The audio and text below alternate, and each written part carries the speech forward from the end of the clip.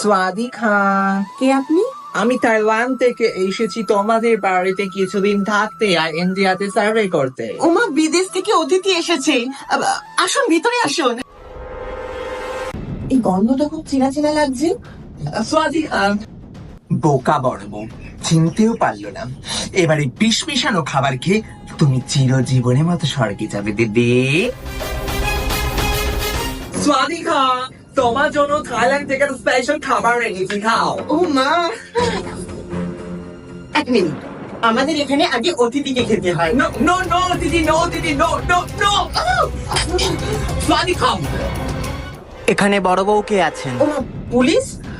আমি বড় বউ। স্বাদিকা, স্বাদিকা, পাসপোর্ট চুরির দায়ে আপনাকে অ্যারেস্ট করা হবে। এই মহিলা আমার পাসপোর্ট চুরি করেছে যাতে থাইল্যান্ড না যেতে পারি। পাসপোর্ট কেমন দেখতে হয় সেটাই তো জানি না। বুঝে গেছি, এটা কার চাল।